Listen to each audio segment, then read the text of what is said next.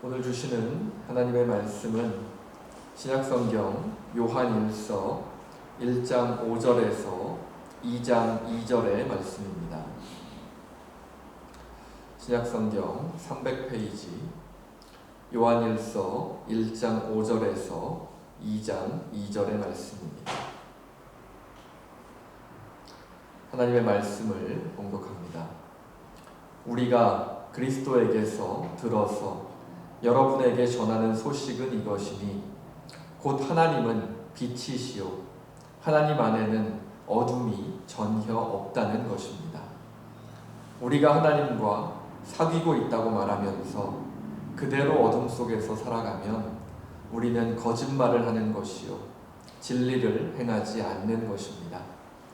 그러나 하나님께서 빛 가운데 계신 것과 같이 우리가 빛 가운데로 걸어가면 우리는 서로 사귐을 가지게 되고 하나님의 아들 예수의 피가 우리를 모든 죄에서 깨끗하게 해주십니다.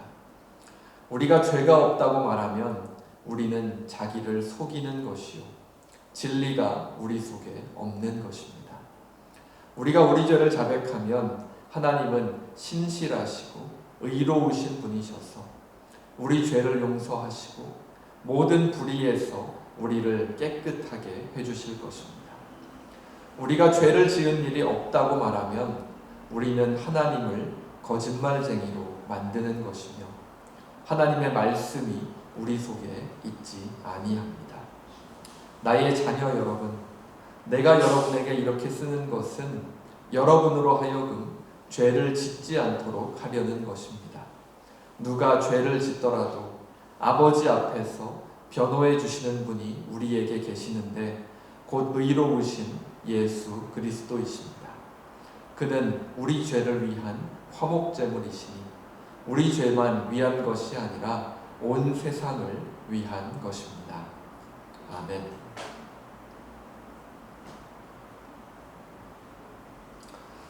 저희가 지난주부터 우리 요한서신을 함께 살펴보고 있습니다.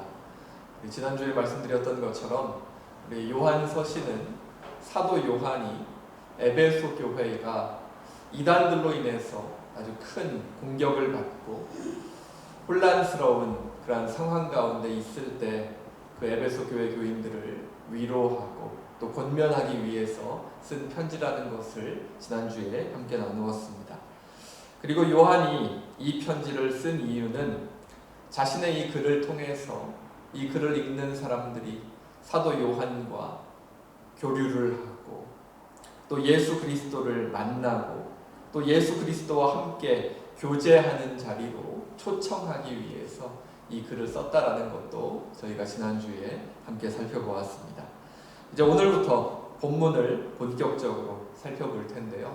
오늘 사도 요한의 이 글을 통해서 예수 그리스도와 함께 하면서 하나님과 교제하는 그러한 그리스도인의 삶에 대해서 함께 고민해 보실 수 있기를 바랍니다. 우리 요한 1서에는 신앙, 윤리, 그리고 이 사랑이라고 하는 이 세 가지의 주제가 계속해서 반복되어서 나타나고 있는데요. 오늘 본문은 신앙에 관련된 그러한 주제가 나타납니다. 오늘 본문에서는 우리의 신앙과 관련해서 빛 되신 하나님을 알고 살아가는 그리스도인의 모습을 우리에게 보여주고 있습니다. 가장 먼저 오늘의 본문은 우리의 삶을 비교해 볼 수 있는 대상으로 하나님에 관한 이야기를 우리에게 들려줍니다. 오늘 본문이 이야기해주고 있는 하나님의 이미지는 어떤 것입니까? 오늘 본문에서 성경은 하나님에 관해서 어떤 분이시다 라고 이야기하죠.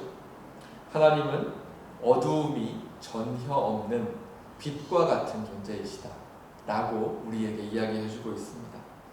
빛 중에서도 우리가 단순히 이렇게 낮 시간에 볼 수 있는 이러한 빛을 말하는 것이 아니라 정말 우리가 보는 이 햇빛과는 비교조차 할 수 없는 너무나 찬란하고 강해서 차마 쳐다볼 수조차 없는 그러한 빛을 우리에게 이야기해주고 있는 겁니다. 하나님께서 이처럼 비교할 수조차 없는 없을 정도로 밝고 강한 빛이기 때문에 그 빛을 바라보는 사람들은 어떻습니까? 그 빛 대신 하나님을 부인할 수가 없게 되죠. 요한계시록을 보면 하나님의 성, 하나님의 나라를 묘사하고 있는데요. 그곳에는 해가 없습니다. 그런데 너무나 밝지요. 어떻게 그게 가능합니까? 바로 하나님의 성 가운데에 하나님께서 계시기 때문입니다. 하나님의 빛이 하나님의 성 안에 있는 곳곳을 비추어 주기 때문에 하나님의 성은 햇빛이 필요 없는 그러한 성으로 묘사되고 있는 것이죠. 이처럼 어디에서도 볼 수 있는 그러한 밝은 빛과 같은 존재이신 하나님은 우리 인간이 결코 그 존재를 부인할 수가 없다는 겁니다. 오늘 본문은 이처럼 부인할 수 없는 하나님을 알고 살아가는 그리스도인의 삶에 대해서 우리에게 이야기해 주고 있죠. 두 파트로 나누어서 빛 대신 하나님과 함께하는 삶을 우리에게 보여주고 있고요. 그리고 빛 대신 하나님과 함께하면서도 여전히 어두움에 거하는 삶의 모습을 또한 우리에게 보여주고 있습니다. 오늘의 본문은 먼저 하나님과 함께한다고 하면서 여전히 어두움에 거하고 있는 그리스도인들의 모습을 우리에게 보여줍니다. 사실 그리스도인이라고 하는 대부분의 사람들이 아마 여기에 포함이 되지 않을까라는 생각이 듭니다. 대부분의 그리스도인들이 여기에 포함될 수밖에 없는 것은 우리가 하나님을 생각할 때 정말 빛 되신 하나님 앞에 우리가 섰다라고 한번 생각을 해보신다면 누가 감히 어두움이 전혀 없으신 하나님 앞에 서서 나는 하나님 앞에 당당하고 떳떳한 사람입니다 라고 주장할 수가 있겠습니까?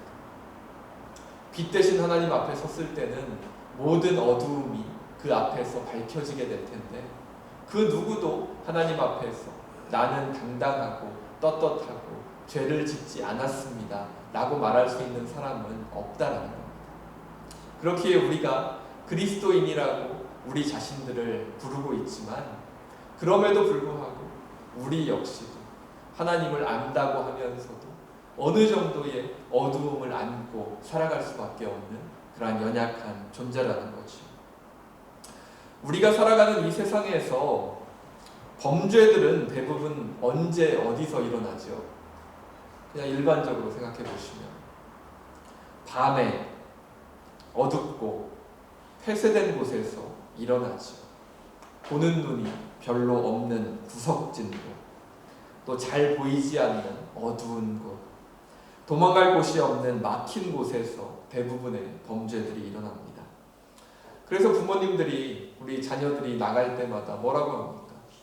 어두워지기 전에 들어와라 라고 그렇게 꼭 말씀하시지 않습니까? 그 이유가 뭐죠? 어두움은 어떠한 위험성을 내포하고 있기 때문이죠. 그런데 아무리 흉악한 범죄가 일어났던 장소라고 할지라도 아침이 되고 빛이 밝아오면 어떻게 되죠? 어둠 속에 감추어져 있던 것이 밝히 드러나게 됩니다. 어둠 속에서 은밀하게 이루어졌던 것들도 빛 앞에서는 감출 수가 없게 되는 것이죠. 이처럼 빛 대신 하나님 앞에 서면 어떤 사람이라도 자신의 어두움을 감출 수 없게 되고 자신이 숨기고자 했던 것이라도 환히 드러날 수밖에 없는 것입니다. 그런데 오늘 본문은 이처럼 빛 대신 하나님과 함께하면서 또한 동시에 어두움을 가지고 있는 그리스도인들을 어떤 모습이라고 표현하고 있습니까? 우리 6절과 8절, 10절을 한번 다시 볼까요? 제가 읽겠습니다. 6절입니다. 우리가 하나님과 사귀고 있다고 말하면서 그대로 어둠 속에 살아가면 우리는 거짓말을 하는 것이요 진리를 행하지 않는 것입니다. 8절입니다. 우리가 죄가 없다고 말하면 우리는 자기를 속이는 것이요 진리가 우리 속에 없는 것입니다. 10절입니다. 우리가 죄를 지은 일이 없다고 말하면 우리는 하나님을 거짓말쟁이로 만드는 것이며 하나님의 말씀이 우리 속에 있지 아니합니다. 하나님과 함께하고 있다고 말하면서 여전히 그 사람의 삶에 어두움이 있다면 오늘의 본문은 그 사람은 거짓말을 하는 것이고 진리를 행하지 않는 것이다 라고 이야기해 줍니다. 그리고 그 사람은 자기 자신도 속이고 있는 것이고 하나님의 말씀이 그 사람과 함께하고 있지 않다라고 이야기합니다. 그리고 더 나아가서 오늘의 본문은 뭐라고 합니까? 그 사람은 하나님을 거짓말쟁이로 만들어버리는 사람이다 라고까지 말합니다. 하나님과 함께하면서 빛 대신 하나님을 드러내지 못하는 사람은 자기 자신을 속이는 사람이고 거짓말하는 사람이라는 것이죠. 참 강력한 그런 말씀이죠. 참 강한 말씀입니다. 다들 그러시겠지만 저는 거짓말하는 사람을 싫어합니다.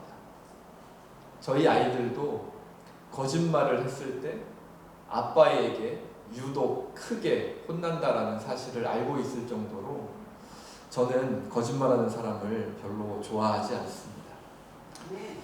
그런데 하나님 앞에서 생각을 해보면 사실은 저도 이런 거짓말쟁이와 같은 그러한 모습을 가지고 살았던 적이 많이 있습니다. 저도 태어날 때부터 목사는 아니었기 때문에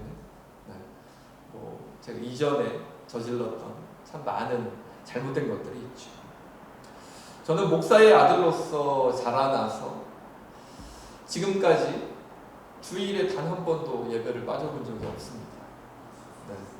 한 44년 정도의 삶을 살면서 단 한 번도 주일에 예배를 빠져본 적이 없죠. 그런데 그런 저의 모습을 뒤돌아보면 곳곳에 저의 삶에 있는 그런 어두움들이 존재합니다. 지금은 제가 목사가 돼서 이렇게 단상에서 하나님의 말씀을 전하지만 사실 제가 이 자리에 서 있을 수 있는 것은 하나님의 은혜일 뿐이지 사실 저만 생각하면 불가능한 일이기도 합니다. 한 가지 고백하자면 저는 제가 아직 되게 철이 없었던 20대 초반에 아주 큰 잘못을 저질렀던 일이 있습니다. 벌써 20년도 훨씬 넘은 일이죠. 제가 군대에 가 있을 때 있었던 일입니다. 제가 20살에 군대에 입대를 했거든요. 근데 군대에 가서 제가 맡게 된 보직이 교육생들한테 트럭 운전을 가르치는 것이었습니다. 그러니까 조교였지요. 운전을 가르치는 조교였는데요. 호주로 치자면 이렇게 운전을 가르치고 그 운전면허를 딸 수 있게 이렇게 도와드리는 드라이빙 인스트럭터였던 거죠. 그렇죠? 근데 5톤이 넘는 아주 큰 트럭을 이렇게 직접 또 고장나면 고치기도 하고 또 그것을 어떻게 운전하는지 또 교육생들한테 가르치는 그러한 역할을 우리 군대에 있을 때 맡아서 했었습니다. 그런데 이제 그러한 것들을 하다가 제가 입대한 지 1년이 지났을 때 유격훈련이라고 하는 산속에 가가지고 아주 힘들게 받는 그런 훈련이 있거든요. 근데 그거를 하다가 제가 허리를 다쳤습니다. 그러니까 몸에 무리가 와가지고 그 허리 쪽에 신경을 건드렸는지 서 있기만 해도 다리가 저려가지고 20분 이상을 제가 서 있지 못할 정도였습니다. 20분만 서 있어도 다리가 저려가지고 도저히 계속 서 있을 수가 없는 그 정도의 상태였죠. 근데 군 병원에 가가지고 진료도 보았는데 이렇게 시원하게 허리 디스크다라는 그런 판정이 나면 그 병원에 입원해가지고 이렇게 치료를 받을 수가 있는데 그 디스크 판정이 나지를 않아가지고 막 꾀병 부리는 거 아니냐고 막 오해도 받고 그리고 막 갈굼도 많이 당했었습니다. 근데 병원에 입원할 수가 없으니까 그대로 부대에 남아가지고 원래 하던 일들을 이제 계속 했어야 했는데 허리가 아픈 상태에서 이렇게 엄청나게 큰 트럭을 고치고 또 운전하고, 그래서 가르치는 일을 계속하기가 정말로 힘이 들어서 할 수가 없었습니다. 그런데 마침 그 군대에 그 슈퍼마켓 같은 게 있죠. 네, 그 PX라고 하는 거 혹시 들어보신 분 있을지 모르겠는데, 그 PX를 담당하고 있었던 그 병사가 제대를 하면서 마침 거기에 그 빈자리가 생겨가지고, 그러면 제가 지금 허리가 아프니까 허리가 조금 괜찮아질 때까지만 그냥 그 자리로 제가 좀 갈 수 있게 해주십시오 라고 부탁을 드려서 제가 PX 담당으로 갔습니다. 왜냐면 PX 담당은 뭐 별로 이렇게 무거운 거 들 일도 없고요. 그냥 교육생들이 뭐 과자 같은 거 사러 오면 뭐 계산해주고, 그냥 뭐 그 정도, 그냥 그런 일을 하면 되는 비교적 편한 자리였기 때문입니다. 그런데 이 PX 담당을 제가 맡기 전에는 몰랐는데, 이 PX 자리는 그 돈과 관련돼서 어려움이 많이 생기던 자리였습니다. 돈과 관련해서 왜 문제가 생기냐면, 뭐 다 20대 초반, 뭐 10대 후반에 이렇게 철없는 아이들을 이렇게 모아 놓으니까 이렇게 PX의 교육생들이 와서 막 먹을 거를 막 이렇게 훔쳐가거든요. 네. 그래서 막 맘대로 막 가져가고 훔쳐가는 그런 교육생들이 많아서, 마지막 그 저녁에 정리하면서 계산을 해보면 이 정도의 돈이 이제 분명히 남아 있어야 하는데 돈이 꼭 비어요. 돈이 부족합니다. 그런데 문제는 뭐냐면, 그거는 다 PX 담당 그 병사의 책임이에요. 돈이 비면. 그러니까 그 PX 담당 병사가 그 비는 돈을 다 채워 넣어야 됩니다. 그러니까 저는 그런 것도 모르고 그걸 시작을 했었죠. 근데 그 비는 돈이 뭐 크지 않은 액수죠. 뭐 하루에 뭐 비어봤자 얼마나 비겠어요. 그런데 그게 뭐 하루가 되고 이틀이 되고 뭐 몇 달이 되니까 그게 막 수십만 원까지 이렇게 돈이 비게 되더라고요. 근데 그때 제가 군인으로 받는 월급이 한 달에 제가 한 10,000원 정도 받았거든요. 네, 그때가 제가 일병이었으니까 한 달에 10,000원 정도 받았는데, 한 달에 10,000원 정도 받는 사람이 수십만 원에 그 비는 것을 메꾸는 거는 참 쉽지 않은 거죠. 그래서 제가 받는 월급으로는 채울 수가 없고, 어머니한테 돈을 좀 보내달라 그래가지고 또 어머니가 보내주신 돈으로 채우기도 하고 이제 그렇게 했었습니다. 근데 그것도 한계가 있죠. 뭐 어머니한테 계속해서 보내달라고 할 수도 없는 것이고, 제 능력으로 감당할 수가 없는 그런 상태였습니다. 근데 그때 제가 아주 큰 잘못을 했습니다. 가격을 계산해주는 사람으로서, 그러니까 원래 책정된 금액보다 한 10원, 20원씩 제가 더 받기 시작했죠. 그러니까 360원짜리 과자를 계산할 때 370원을 받고 이제 그런 짓을 했던 거죠. 근데 뭐 그게 정말 나쁜 거냐면, 사실 그 과자를 사러 온 교육생들은 저한테 항의를 할 수 없는 입장이거든요. 왜냐하면 저는 조교고 그 아이들은 교육생들이기 때문에 감히 저한테 말도 못 붙입니다. 그런데 제가 그러한 위치에 있으면서 힘으로 사실은 눌러버린 거죠. 얼마나 나쁜 짓입니까? 그리고 작은 돈이지만 그 돈을 그렇게 했다라는 것은 정말로 나쁜 짓이죠.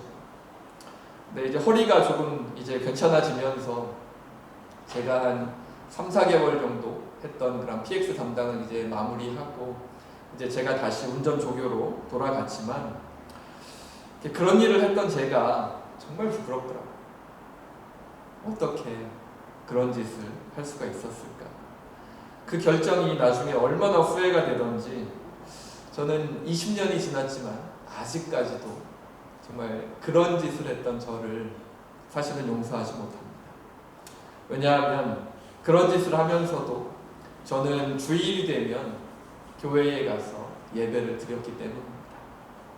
예배에 빠지지 않고 또 하나님도 알고 있었고 예배에 가서 열심히 기도하고 찬양하던 그리스도인이었지만 한편으로는 하나님께서 가장 싫어하시는 일을 하고 있었던 그러한 거짓말장이이기도 했던 것이죠.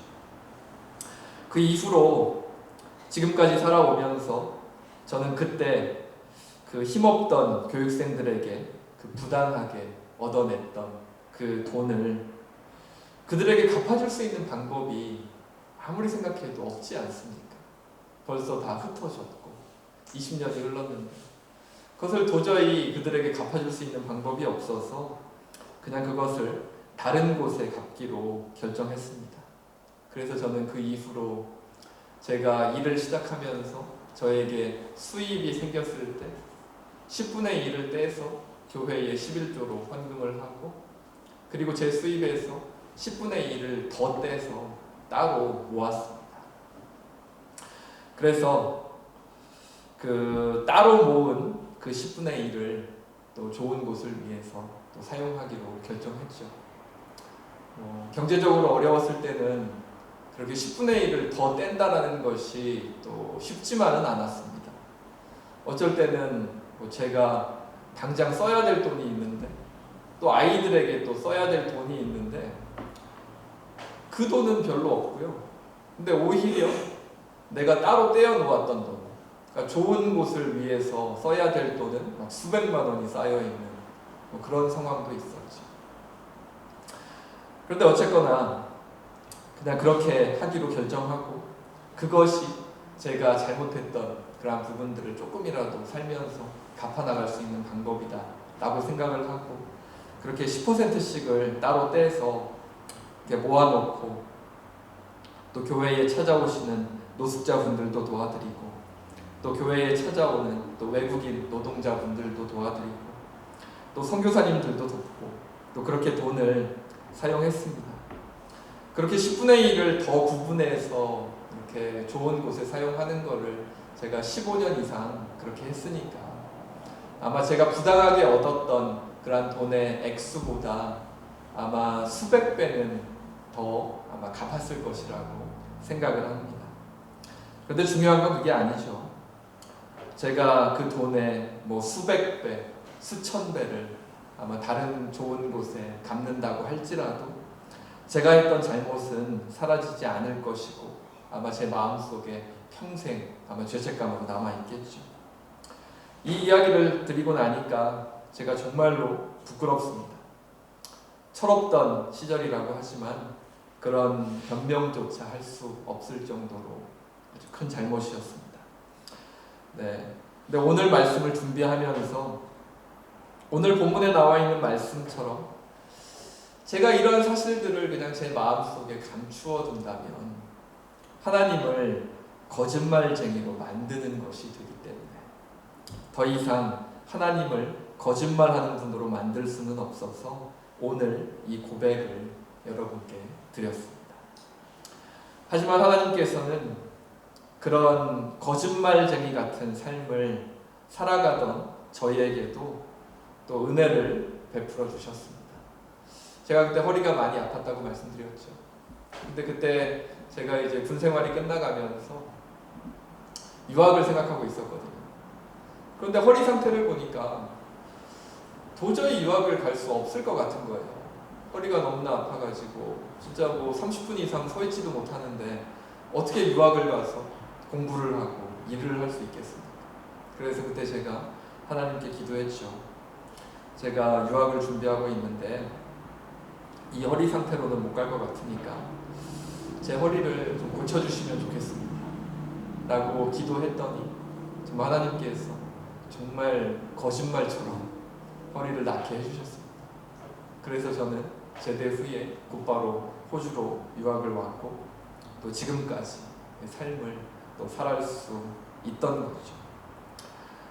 하나님을 알고 또 예배도 빠지지 않고 하나님을 믿는다고 하면서도 거짓말쟁이와 같은 그러한 삶을 살았던 저희의 모습이라도 하나님께서는 하나님 안에서 다시 시작할 수 있는 그런 은혜를 저에게 또 다시 허락해 주셨습니다.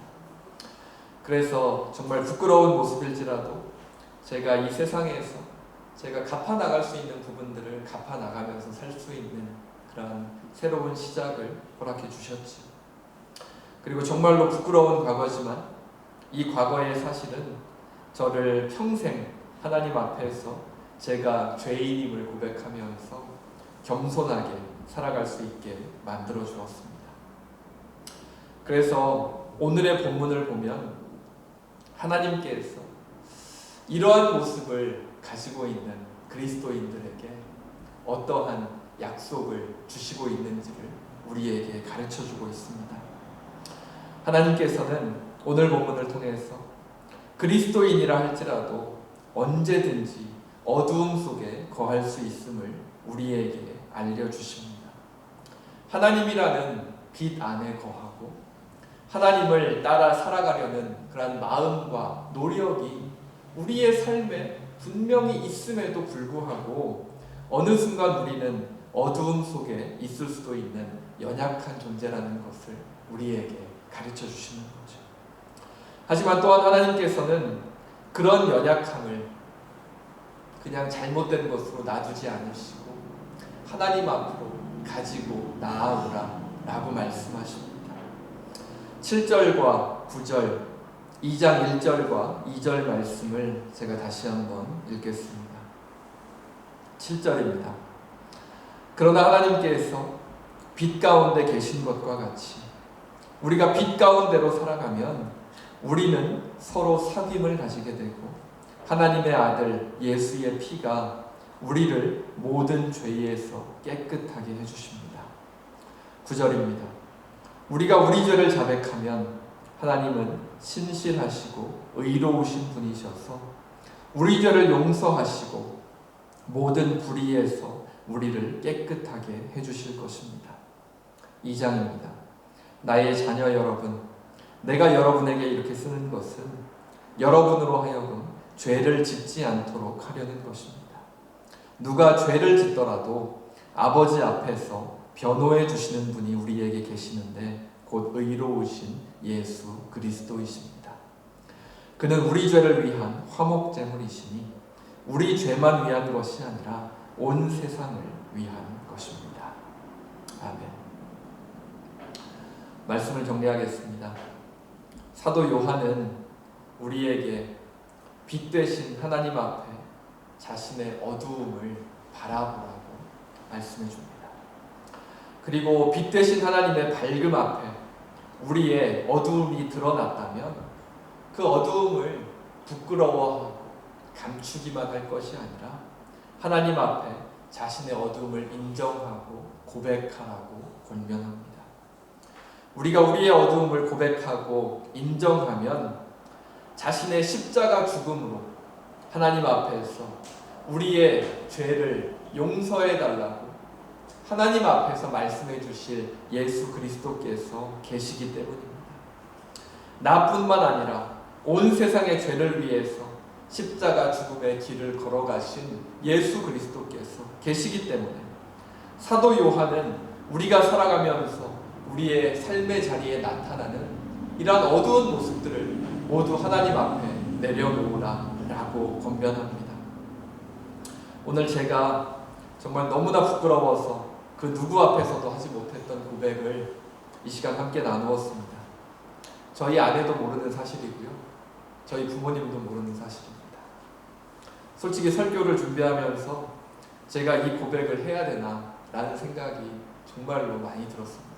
너무 부끄러워서. 그런데 저는 하나님의 말씀을 전해야 하는 사람으로서 조금이라도 하나님 앞에 더 이상 부끄러운 것이 없기 위해서 이 고백을 함께 나누었습니다. 우리 모두가 살아가면서 거룩한 빛과 같은 그런 하나님을 닮은 그러한 삶만을 살아갈 수는 없을 겁니다. 목사인 저도 노력은 하지만 사실 불가능한 일입니다. 우리 모두는 각자가 가진 어두움이 우리의 삶 가운데 반드시 존재하게 된다는 것이죠. 그리고 우리가 지금까지 살아왔던 우리의 인생의 그러한 궤적들을 다시 한번 살펴보면 정말 나는 지금까지 살면서 하나님 앞에 떳떳하다, 라고 말할 수 있는 사람이 과연 누가 있겠습니까? 하나님 앞에 서면 그러한 것들이 모두 드러나게 되는 것이죠. 근데 그런 어두움을 하나님 앞에서 바라보게 되었을 때 어떻게 하느냐에 따라서 그리스도인의 삶을 살아갈 수 있느냐, 아니면 하나님과 상관없는 그러한 삶을 살아가게 되느냐가 결정된다 라고 사도 요한은 우리에게 이야기해주고 있는 것입니다. 사도 요한은 그리스도인이라면, 하나님을 알고 살아가는 사람이라면 그 모든 것을 솔직히 인정하고 하나님 앞에 내려놓고 고백하기를 권면합니다. 그리고 우리를 위해 기도하시면서 하나님 앞에서 우리를 변호하시는 예수 그리스도를 믿고 의지하면서 하나님 앞으로 나아가라고 권면합니다. 그래서 어두움을 벗어나서 다시 빛 되신 하나님을 바라보는 삶으로 다시 나아가라고 말씀합니다. 빛 되신 하나님을 바라보는 사람은 어둠 속에 거할 수가 없습니다. 내가 하나님을 믿는다고 고백하면서 나의 삶의 자리에 어두운 부분들이 나타난다면 사실 그분은 하나님과 함께하지 않는 것입니다.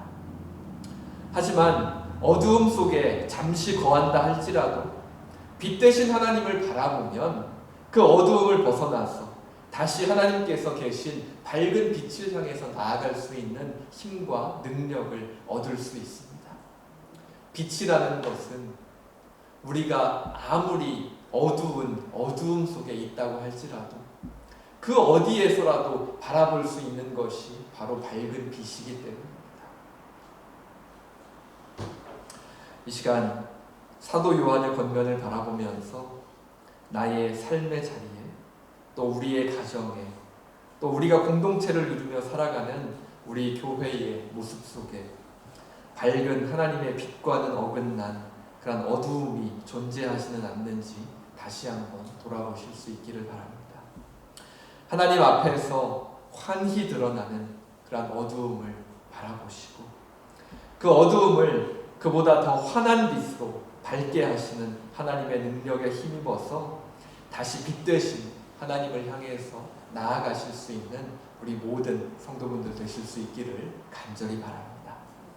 우리를 어두움에 머물게 하지 않으시고 늘 빛 가운데로 이끌기 원하시는 하나님을 바라볼 때 우리도 이 세상에 하나님의 빛을 바라보면서 하나님의 빛을 닮아가면서 이 세상에 하나님의 빛을 나타내는 그리스도인의 삶을 살아가게 될 줄로 믿습니다.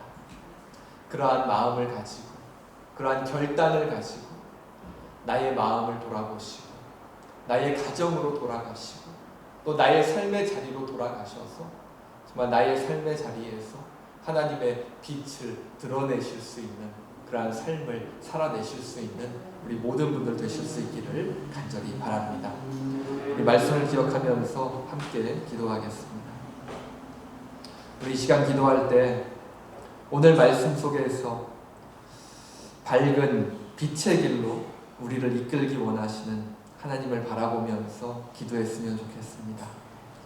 나의 신앙의 모습을 바라보고 나의 가정의 모습, 우리가 속한 공동체의 모습을 바라보면서 우리 속에 빛 되신 하나님과 어긋나 있는 어두움이 있지는 않은지 다시 한번 돌아보실 수 있기를 바랍니다. 하나님 앞에서 나의 모습을 바라보면서 우리를 위해 중보하시는 예수 그리스도의 은혜에 기대서 기도하기 원합니다. 주님께서 나와 우리의 가정과 우리 교회 공동체를 밝은 빛 가운데로 이끌어 주시기를 간구하면서 함께 마음을 모아서 기도하겠습니다. 기도합니다. 사랑의 하나님, 감사합니다. 이 시간 저희들 삶의 시간을 잠시 멈추고 빛 되신 하나님 앞으로 나와 함께 기도하게 하시니 참으로 감사합니다.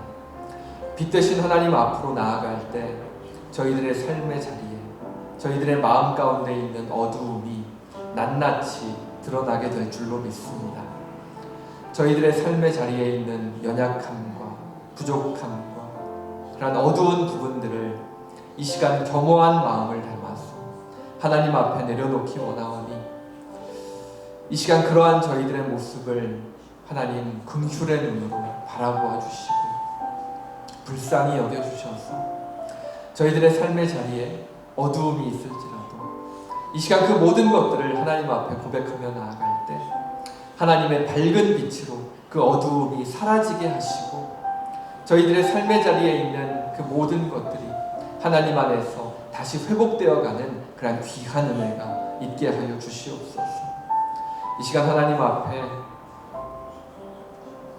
정말 거짓말하는 그러한 마음이 아니라 겸허한 마음으로, 겸손한 마음으로, 정직한 마음으로, 솔직한 마음으로 저희들의 마음 가운데 있는 것들을 하나님 앞에 내려놓기 원하오니 그 모든 것들 하나님 함께 바라보아 주시고 하나님의 은혜로 더하여 주시고 그 모든 것들이 하나님과 닮아가는 밝은 빛과 같은 그런 형태로 정말 회복되게 해주시고 하나님 안에서 그 모든 것들이 정말 하나님께서 이끌어 주시는 가장 선한 길로 인도함 받을 수 있는 그런 귀한 은혜가 있게 하여 주시옵소서.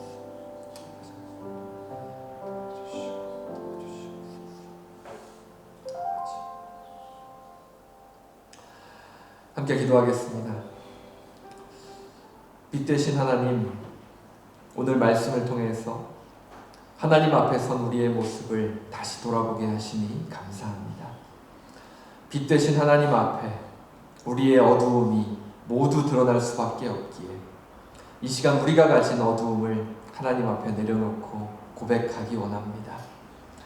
우리의 어두움을 불쌍히 여겨주셔서 이 시간 하나님 앞에 고백할 때 빛 되신 하나님께 다시 나아갈 수 있는 힘을 얻게 하여 주시고 우리가 어두움을 벗어나서 올바른 방향으로 나아갈 수 있는 그런 힘을, 그런 하나님의 능력을 저희들 가운데 허락하여 주시옵소서. 나의 인생에, 나의 가정에, 내가 속한 공동체 안에 있는 어두움을 저희들 함께 바라보게 하시고 빛 되신 하나님을 향해 나아가며 하나님 안에서 회복되어 갈 수 있는 은혜를 허락하여 주시옵소서. 저희들의 삶의 자리뿐만 아니라 저희들이 살아가는 이 세상을 바라볼 때 또 저희들이 함께하는 전 세계의 모든 민족과 나라들을 바라볼 때 너무나 많은 어두움들이 이 세상에 존재하고 있습니다. 코로나 바이러스로 인해서 고통을 겪고 어려움을 겪는 수많은 사람들의 아픔이 전 세계에 너무나도 많이 남아있고 자유를 위해서, 민주주의를 위해서 자신의 목숨을 버려야만 하는 사람들이 여전히 미얀마 땅에 많이 있습니다. 이스라엘과 팔레스타인의 분쟁을 통해서 죽어가는 수많은 약한 사람들과 어린 아이들이 있습니다.